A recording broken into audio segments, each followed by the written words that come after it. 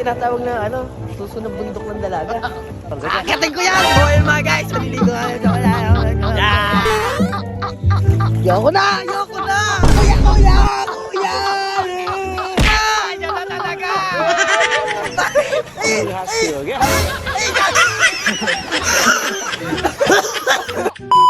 Bago ka pa lang lahat mga guys, ako si Lelet, nagalulu ako pero masipag ako. Kaya tara, samahan nyo ako. Ngayong araw nga pala mga guys, kasama ko nga pala yung pamangking ko na si Jerry's dahil pupunta kami sa Pantabangan. Kasama nga din pala natin ang mga Nueva Ecija vlogger na pupunta sa Pantabangan. Sila nga pala sila Team Abno, Renren Gala Vlog, Team Lapus, tsaka si YM Isidro. Syempre ako si Lulu King. Pagdating nga namin sa Petron mga guys, dito na nga din pala si Team Abno tapos yung asawa niya si Ate E. Agad-agad na nga kami bumiyahe kasi nakapundo, napakasama ng panahon ngayon. Tapos sabi nga pala kanina ni Kuya Abno na kanina pa daw sila naghihintay sa Petron, napakatagal ko nga daw gumaya. Kaya din pala kami pupunta dito sa Pantabangan mga guys sa Ilog dahil 1M followers na si Team Lapus. Makalipas nga lang pala ilang minutong biyahe mga guys, nandito na nga pala kami sa Pantabangan. Nung pagpasok nga namin sa Pantabangan mga guys, tinanggal ko na nga din pala yung helmet ko kasi sobrang init sa ulo. Yung ilog nga namin pupuntahan mga guys, napapalibutan nga pala ng bundok ng Sierra Madre. Maisingit ko nga lang pala sa vlog ko na to mga guys, malapit na nga pala ako mag-business, doon nga pala ako sa Freedom Park Pepesto. Kaya sa mga nagtatanong na Kuya Lelet, ano bang business yung gagawin mo? Secret nga lang pala muna. Nung pagkaparada nga pala namin ng mga sasakyan namin, ayan, naglalakad na nga pala kami kasi medyo malapit lang din naman pala yung ilog dito sa paradahan namin. Saktong-sakto nga din pala yung punta namin dito kasi sobrang makulimlim, sobrang ganda ng panahon, tapos maliligo ka pa sa ilog na napapalibutan ng mga bundok. Dito na nga din pala sila Kuya Renren, nauna na nga pala sila dito kasi nag-prepare pa sila ng mga pagkain namin para mamaya. Sabi ko pa nga kay Kuya Renren dyan, peace bomb tayo Kuya Renren.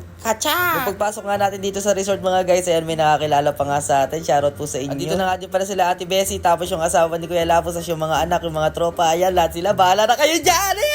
Yung dinaanan nga pala namin kaninang cottage mga guys, may nakakilala nga pala sa akin. Nagpa-picture nga sila. Maraming salamat nga po pala sa suporta sa akin. Tsaka sa Nueva Ecija vlogger. Maraming salamat po. Kacha! Pagdating nga pala namin mga guys dito mga guys, ayan, naka-ready na nga pala yung mga pagkain. Kaya ganado na naman pala si Lele. At syempre bago kumain mga guys, babatiin nga pala muna namin si Team Lapus kasi 1M followers na siya. Let's go! Happy 1M followers, Team Lapus go!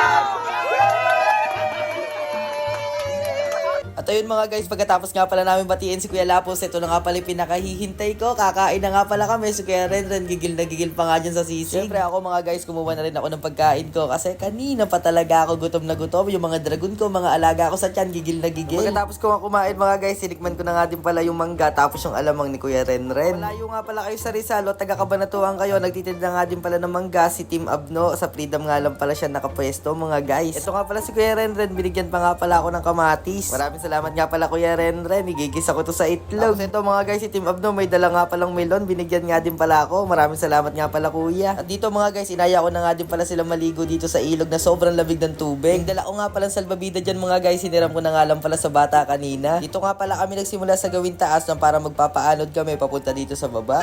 Ayan na talaga!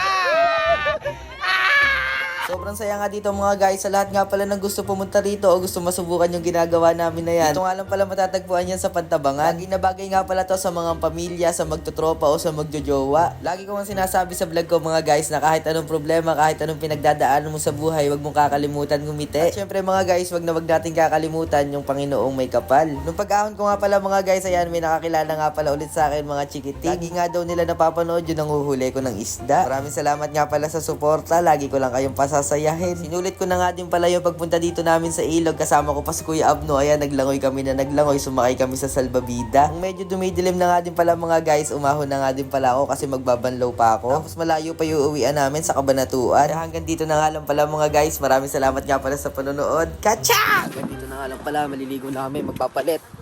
Laging tatandaan na maraming salamat sa panonood, sa suporta sa akin. Laging tatandaan na ako si Lelet.